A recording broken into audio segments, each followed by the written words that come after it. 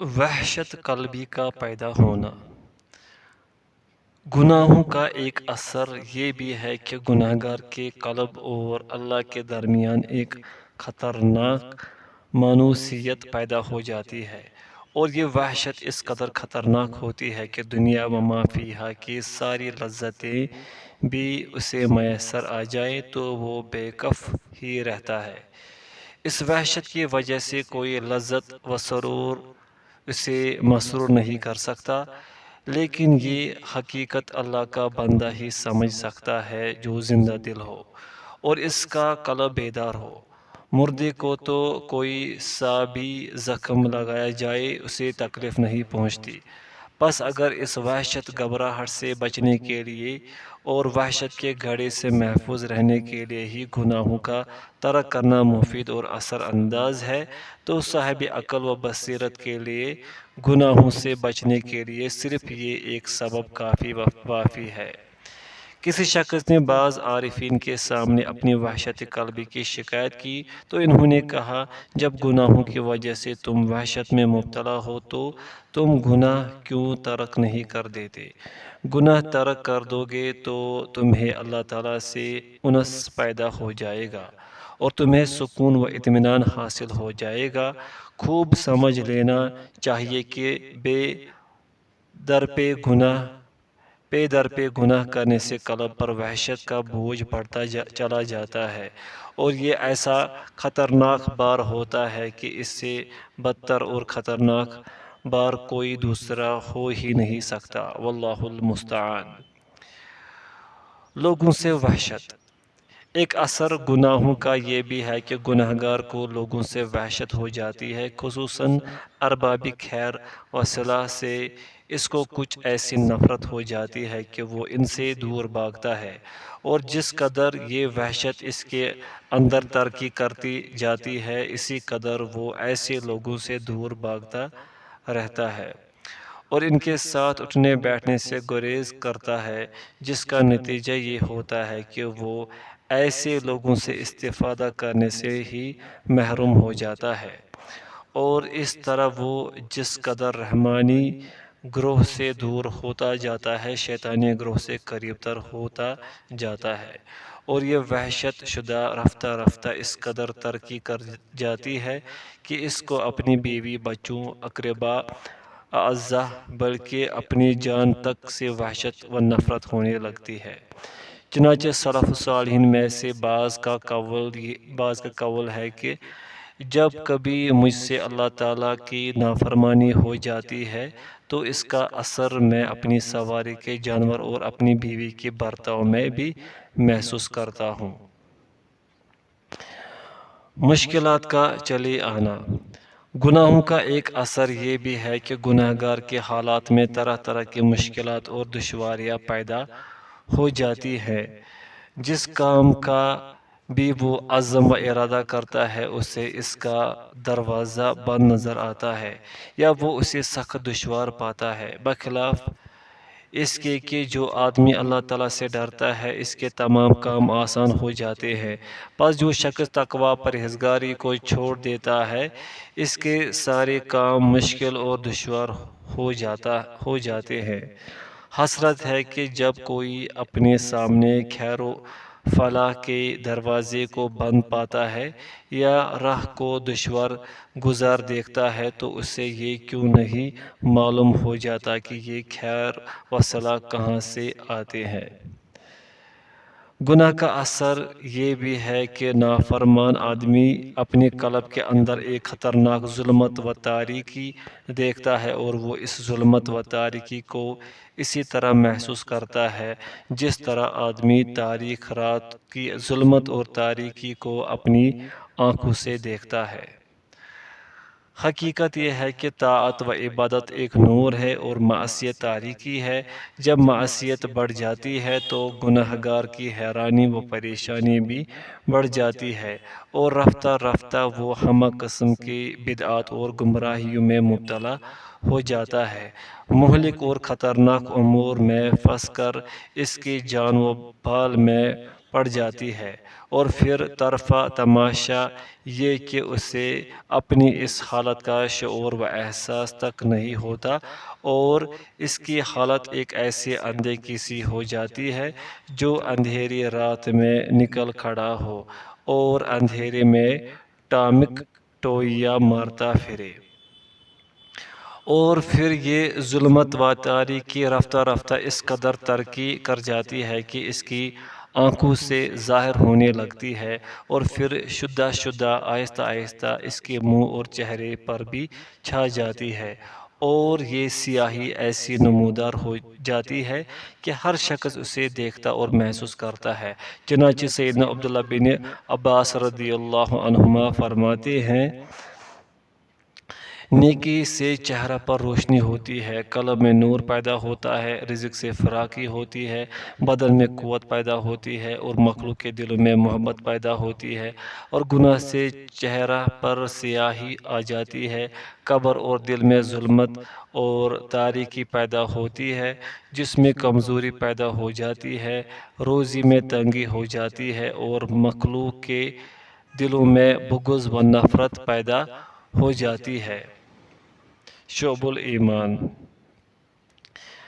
دل اور بدن کی کمزوری۔ گناہوں کا ایک اثر یہ بھی ہے کہ معاصی سے قلب اور بدن کمزور اور بزدل ہو جاتا ہے۔ قلب کی کمزوری تو بالکل ظاہر ہے، قلب کی کمزوری بڑھتے بڑھتے یہاں تک بڑھ جاتی ہے کہ بالآخر اس کی زندگی ختم ہو جاتی ہے۔ جسم اور کمزوری کی حقیقت یہ ہے کہ مومن کی قوت کا دار و مدار اس کے قلب کی قوت پر ہے۔ جب مومن کا قلب قوی اور مضبوط ہے تو اس کا جسم خواہ بھی قوی اور مضبوط ہوتا ہے، بخلاف فاسق و فاجر کے کہ اس کا حال بالکل اس کے برعکس ہوتا ہے، اگرچہ وہ جسم و بدن کے لحاظ سے کتنا ہی قوی اور مضبوط کیوں نہ ہو، لیکن بزدل و کمزور ہوتا ہے، اور وقت ضرورت اس کی جسمانی طاقت بالکل بیکار ثابت ہوتی ہے، اور جان بچانے کے موقع پر اس کی ساری قوتیں اس سے بے وفائی کر جاتی ہیں۔ چنانچہ اہل فارس و روم کے بہادروں پر غور کرو کہ یہ لوگ کس قدر قوی اور مضبوط تھے، لیکن عین تحفظ و دفاع کے موقع پر ان کی قوتوں اور طاقتوں کے ان کے ساتھ کیسی خیانت اور بے وفائی کی، اور اہل ایمان اپنی ایمانی قوت اور جسمانی و قلب کی طاقت سے ان پر کس طرح غالب اور مسلط ہو گئے۔ اطاعت الہی سے محرومی۔ گناہوں کا ایک اثر یہ بھی ہوتا ہے کہ یہ انسان کو اطاعت الہی سے روک دیتے ہیں، اور صرف یہی ایک سزا ہوتی تو محض یہی ایک عقوبت و سزا بندے کے لیے بہت ہی سخت تھی۔ یہ سزا اس کے لیے طاعت و عبادت کا دوسرا راستہ بند کر دیتی ہے، اور پھر اس سے اس کے لیے تیسرا راستہ بھی منقطع ہو جاتا ہے، اور پھر اس سے چوتھا، اور اس طرح یہ سلسلہ یک کے بعد دیگرے طویل ہوتا جاتا ہے۔ اس طرح بندہ کے لیے بہت سی طاعتوں کی راہیں بند ہو جاتی ہیں، حالانکہ اس کے حق میں ہر طاعت و عبادت دنیا و ما فیہا سے بہتر اور قیمتی اور موجب خیر و برکت تھی۔ اور اس کی مثال یوں سمجھ لو کہ ایک آدمی کسی ایسی چیز کا لقمہ کھا لیتا ہے جو اسے ایک طویل مرض میں مبتلا کر دیتا ہے، اور پھر وہ اس کی وجہ سے طویل عرصہ تک لذیذ غذاؤں سے محروم ہو جاتا ہے جن کا ہر لقمہ کہیں زیادہ لذیذ اور بہتر تھا۔ واللہ المستعان۔ عمر میں بے برکتی اور اس کا مفہوم۔ گناہوں کی ایک تاثیر یہ ہے کہ گناہ عمر کو تباہ کر دیتے ہیں، اور عمر کی ساری برکتیں اس سے چھن جاتی ہیں، اور یہ لازمی امر ہے کہ نیکی جس طرح عمر کو بڑھاتی ہے، فسق و فجور سے عمر کوتاہ ہوتی ہے۔ اس مقام پر علماء کرام میں کچھ اختلاف پیدا ہو گیا ہے۔ ایک گروہ کا یہ خیال ہے کہ گناہ سے عمر کی کوتاہی کا مطلب ہے کہ عمر کی برکتیں کم ہو جاتی ہے، اور عمر اس کے حق میں موجب زحمت و وبال بن جاتی ہے، اور ہمارے نزدیک یہی معنی حق اور صحیح ہے، کیونکہ یہ یقینی امر ہے کہ گناہوں کی تاثیر یہ ہے کہ اس سے عمر کی برکتیں سلب ہو جاتی ہے۔ دوسرا گروہ یہ کہتا ہے کہ نہیں، بلکہ گناہ حقیقتاً عمر کو کم کر دیتے ہیں، جس طرح کہ روزی کم ہو جاتی ہے۔ حق سبحانہ و تعالی نے رزق و روزی میں خیر و برکت عطا کرنے کے بہت سے اسباب رکھے ہیں، جن کے ذریعے رزق و روزی میں برکت و فراوانی عطا کرتا ہے۔ اسی طرح اس نے عمر میں برکت عطا کرنے کے لیے بھی بہت سے اسباب رکھے ہیں، جن کے ذریعے عمر بڑھتی ہے۔ ان علماء کا یہ کہنا ہے کہ ہمارے اس مسلک پر کے اسباب کے ذریعے عمر بڑھتی ہے اور گھٹتی ہے، کوئی اعتراض اور استحالہ حالت تبدیل ہونا لازم نہیں آتا، جبکہ روزی، عمر، اجل، سعادت، شقاوت، صحت و مرض، اناد و فقر وغیرہ تمام امور قضائے الہی سے وابستہ ہیں۔ باوجود اس کے حق سبحانہ و تعالی ان اسباب کے ذریعے جو اپنے مسببات کے مقتضی ہیں، اپنی مشیت و ارادہ ہی سے فیصلہ اور حکم فرماتا ہے۔ اسی پر عمر کے مسئلہ کو بھی قیاس کر لیجئے۔ ایک تیسرا گروہ یہ کہتا ہے کہ عمر کم ہونے کے یہ معنی ہے کہ گناہوں کی وجہ سے حقیقی عمر فوت ہو جاتی ہے، کیونکہ حقیقی اور اصلی زندگی یہ ہے کہ انسان کا قلب زندہ ہو۔ چنانچہ اس معنی کی روح سے اللہ تعالیٰ نے کافر کو مردہ کہا ہے، جیسے کہ سورہ نحل کے اندر ارشاد ہے، اموات غیر احیاء، کافر مردے ہیں، زندہ نہیں۔ پس حقیقی زندگی قلب کی زندگی ہے اور انسان کی عمر اسی زندگی کے زمانہ کا نام ہے۔ انسان کی عمر اس کے وہی اوقات زندگی ہے جو اللہ تعالیٰ کے ساتھ گزارے، اور یہی اوقات اس کی عمر کی حقیقی ساعتیں ہیں۔ ظاہر ہے کہ تقوی و پرہیزگاری، طاقت و عبادات ان اوقات میں اضافہ کرتی ہیں اور خیر و برکت پیدا کرتی ہیں، جو انسان کی حقیقی عمر ہے، جس کے بغیر عمر کی کوئی حقیقت نہیں۔ حاصل کلام یہ ہے کہ بندہ جب اللہ تعالیٰ کی جناب سے گریز کرتا ہے اور معاصی کا ارتکاب کرتا ہے تو اس کی وہ حقیقی زندگی فنا ہو جاتی ہے، جس کے فنا ہو جانے کا افسوس اس کو اس دن ہوگا جس دن اس کی زبان سے بے ساختہ نکلنے لگے گا، یا لیتنی قدمت لحیاتی، کاش میں اپنی آخرت کی اس زندگی کے لیے پہلے سے ہی کچھ سامان بیچ چکا ہوتا۔ سورہ فجر۔ یہاں یہ سمجھ لینا چاہیے کہ بندے کی کئی حالتیں ہیں، یا تو بندہ اپنی دنیاوی اور اخروی مصالح سے بے خبر ہے یا باخبر۔ اگر اس سے بالکل بے خبر ہے تو اس کی ساری عمر رائگان گئی، اور اگر وہ ان مصالح سے بے خبر ہے اور پھر بھی وہ معاصی میں گرفتار ہے تو سمجھ لینا چاہیے کہ راہ کے عوائق و مشکلات کی وجہ سے اصل راہ اس کے لیے طول و طویل ہو گئی اور خیر و صلاح کے اسباب اس کے لیے دشوار ہو گئے، اور اسی قدر دشوار ہو گئے جس قدر خیر و صلاح کی ازداد اور مخالف امور میں اس کی مشغولیت رہی، اور بندے کی یہ حالت بھی اس کی حقیقی عمر کا عظیم الشان نقصان ہے۔ خلاصہ کلام یہ ہے کہ مسئلہ کا حقیقی راز یہ ہے کہ حقیقتاً انسان کی عمر اس کی زندگی کی مدت کا نام ہے، اور یہ بالکل واضح ہے کہ انسان کی زندگی یہی ہے کہ وہ اپنے پروردگار کی طرف رجوع کرے، اس کی محبت و ذکر سے لذت اندوز ہو، اور اس کی رضا مندی و رضا جوئی کو سب سے مقدم سمجھے۔ ایک معصیت دوسرے گناہوں کا سبب۔ گناہوں کا خاصہ یہ ہے کہ ایک گناہ دوسرے گناہ کے لیے بیج کا کام کرتا ہے، اور ایک سے دوسرا اور دوسرے سے تیسرا گناہ پیدا ہوتا رہتا ہے، یہاں تک کہ آدمی کے لیے گناہ کو چھوڑنا اور اس بھنور سے نکلنا مشکل ہو جاتا ہے۔ جیسے کہ بعض سلف صالحین کا ارشاد ہے، گناہ کی سزا دوسرے گناہ کی شکل میں ملتی ہے، اور نیکی کا صلہ ماں بعد کی نیکی کے صلہ میں ہوتا ہے۔ جب ایک بندہ کوئی نیکی کرتا ہے تو دوسری نیکی جو اس کے قریب ہوتی ہے کہتی ہے کہ مجھے بھی انجام دیتے چلو۔ جب وہ اس کو انجام دے لیتا ہے تو ایک اور نیکی اسے یہی دعوت دیتی ہے، اور اس طرح نیکیوں کا یہ سلسلہ بڑھتا ہی چلا جاتا ہے، جس سے بندے کو بے حساب نفع حاصل ہوتا ہے، اور نیکیاں بڑھتی ہی چلی جاتی ہے، اور جو شکل نیکیوں کی ہے وہی گناہوں کی بھی ہے۔ طاعات اور معاصی بندے کے حق میں نہ مٹنے والی تصویر لازم غیر منافق صفات اور ثابت و لازم ملکہ بن کر رہ جاتی ہے۔ جس وقت کسی نیکوکار آدمی سے کوئی نیکی چھٹ جاتی ہے تو وہ اپنے لیے تنگی اور تکلیف محسوس کرتا ہے، اور اس غفلت کی وجہ سے اس پر زمین تنگ ہو جاتی ہے، اور وہ اپنے کو اس مچھلی کی طرح پاتا ہے جو پانی سے الگ کر لی گئی ہو، اور وہ پانی میں جانے کے لیے بےتاب ہو۔ مچھلی کو اس وقت سکون ملتا ہے جبکہ وہ پھر پانی میں جا گرے، پانی ہی سے اس کی آنکھیں ٹھنڈی ہو جاتی ہے۔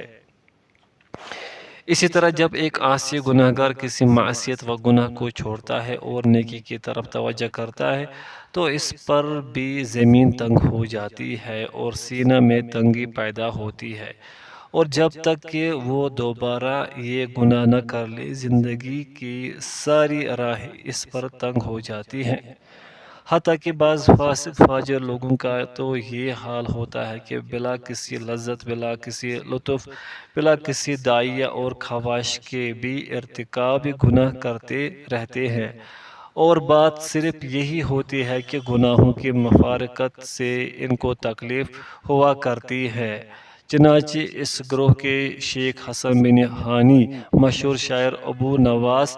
کا شعر ہے: وَكَأْسٍ شَرِبْتُ عَلَى لَذَّةٍ وَأُخْرَى تَدَاوَيْتُ مِنْهَا بِهَا۔ ایک جام شراب میں نے لذت سے نوش کیا اور دوسرے جام سے پہلے سے پیدا شدہ مرض کا علاج کیا۔ اور کسی دوسرے شاعر نے کہا ہے، ترجمہ: میری دوا بعینہ میرے لیے بیماری تھی، جس طرح کی شرابی آدمی شراب ہی سے اپنا علاج کرتا ہے۔ جب اللہ تعالیٰ کا کوئی بندہ طاعت الہی کا اہتمام و التزام کرتا ہے اور اطاعت و عبادت سے اس کو خاص قسم کا انس اور الفت و محبت ہو جاتی ہے تو اس کو ہر چیز سے مقدم سمجھتا ہے۔ جب اس بندے کی حالت یہ ہو جاتی ہے تو حق سبحانہ و تعالیٰ اس کے لیے اپنی رحمت کے فرشتے بھیجتا ہے جو ہر طرح اس کی امداد کرتے ہیں، اسے طاعت الہی اور عبادت کا شوق دلاتے ہیں، اس کی جذبات ایمانی کو ابھارتے ہیں، بستر پر چھڑا دیتے ہیں، کیسی حالت اور کیسی ہی مجلس میں بیٹھا ہوا ہو اسے اٹھا کر طاعت و عبادت میں لگا دیتے ہیں۔ اسی طرح جب کوئی بندہ معاصی اور گناہوں سے الفت کرنے لگتا ہے، گناہوں کو محبوب رکھتا ہے اور خیر و نیکی کے مقابلہ میں گناہوں کو ترجیح دیتا ہے تو اللہ تعالیٰ شیاطین کو اس پر مسلط کر دیتا ہے جو معاصی اور گناہوں میں اس کی امداد و معاونت کرتے ہیں اور اس کے جذبات شیطانی و نفسانی کو ابھارتے ہیں۔ بس پہلا بندہ وہ ہے جس کی اعانت و امداد کے لیے طاعت و عبادت کا پورا لشکر موجود ہوتا ہے، جو اس کی پشت پر رہ کر اس کی پوری امداد کرتا ہے، اور اس لشکر کی امداد سے بندہ نہایت قوی اور مضبوط ہو جاتا ہے۔ اور دوسرا بندہ وہ ہے جس کی پشت پر معصیت و گناہوں کا لشکر ہوتا ہے، جو معصیت و گناہوں میں اس کی اعانت و امداد کرتا ہے اور یہ شیطانی لشکر اسے معصیت و گناہ میں قوی اور مضبوط بنا دیتا ہے۔ توبہ و انابت سے دوری۔ گناہ قلب کو کمزور بنا کر بندے کو توبہ سے دور کر دیتے ہیں۔ آثاری معاصی میں سے ایک خطرناک اور مہلک امر یہ بھی ہے کہ گناہ بندے کے قلب کو کمزور اور پست ہمت بنا دیتے ہیں، توبہ کے ارادہ کو آہستہ آہستہ کمزور کرتے رہتے ہیں اور معصیت و گناہ کے جذبات و ارادے کو قوی و مستحکم کر دیتے ہیں، جس کا نتیجہ یہ ہوتا ہے کہ رفتہ رفتہ بندے سے توبہ و انابت کی توفیق ہی مفقود ہو جاتی ہے، اور شدہ یعنی آہستہ آہستہ اس کے قلب سے توبہ و انابت کا مقصد و ارادہ کلیتاً ختم ہو جاتا ہے۔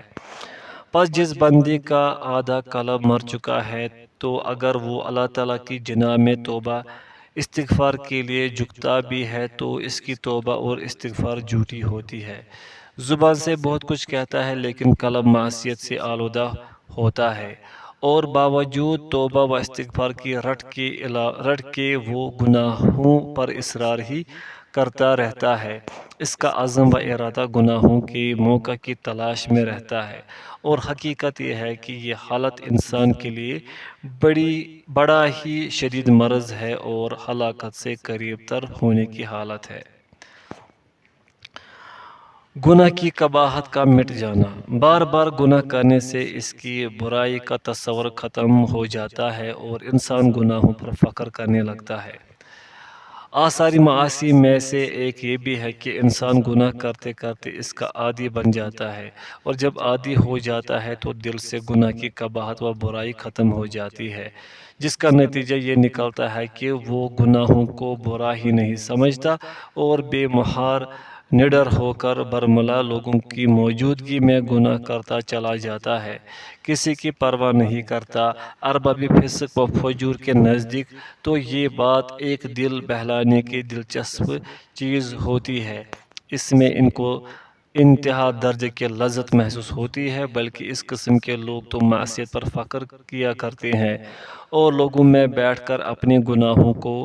بڑے فخر و غرور کے ساتھ جھوم جھوم کر بیان کرتے ہیں، اور جنہیں ان کے اعمال اور کردار بد کی خبر تک نہیں ہوتی، انہیں انتہائی دلچسپ طریقے سے سناتے ہیں کہ ہم اور فلاں میں نے تو یہ اور ایسے ایسے کام کیے ہیں، کچھ تمہیں خبر بھی ہے؟ جو لوگ اس درجے کے جرائم پیشہ بن جاتے ہیں، ان کے لیے عافیت و خیر کے دروازے بالکل مسدود ہو جاتے ہیں۔ توبہ و انابت اور استغفار کی راہیں